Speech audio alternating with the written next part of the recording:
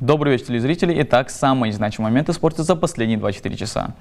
Исполняющий обязанности министра спорта Ингушетии Руслан Белхароев провел выездную встречу с мэром Сунжи Асланом Умаровым. Обсудили планируемое строительство Центра спортивных единоборств. По словам Белхароева, этот проект не будет типовым, его построят, учитывая особенности каждой спортивной дисциплины, которая будет представлена в этом спорткомплексе.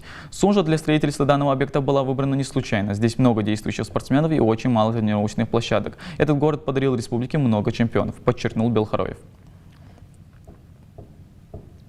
Хамзат Фаргиев вышел в финал первенства Европы. В последнем бою своего соперника из Англии наш боксер выиграл со счетом 4-1. Как рассказал тренер Фаргиева Магомед Булгучев, сегодняшнюю победу Хамзат, можно сказать, вырвал у своего оппонента.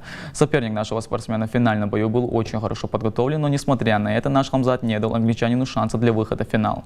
Хамзат, как всегда, бескомпромиссно, хладнокровно и диагонально завершил свой бой красивой победой. Финальный поединок Хамзата Фаргиева состоится 10 августа. Ингушские тэквондисты блестяще выступили на всероссийских соревнованиях. С 4 по 7 августа в Черкесске проходил престижный турнир Кубок президента Союза тэквондо России. За медали боролись более 220 спортсменов из 22 регионов страны. Сборная Ингушетии показала высокие результаты, завоевав 7 медалей. Золото у Арби Аушева, весовая категория до 73 кг, и Абдулмалика Муталиева до 33 кг. А серебро заработали Мухаммад Хуциев до 33 кг и Асхаб Боков до 37 кг. Бронзу завоевали Дамир Тимурзиев до 33 кг, Мансур Цуздоев до 41 кг и Исака Мурзоев до 57 кг. 31 августа во Дворце спорта МАГАС имени Берда Евлоева впервые пройдет международный турнир по смешанным боевым единоборствам в рамках лиги НФЛ.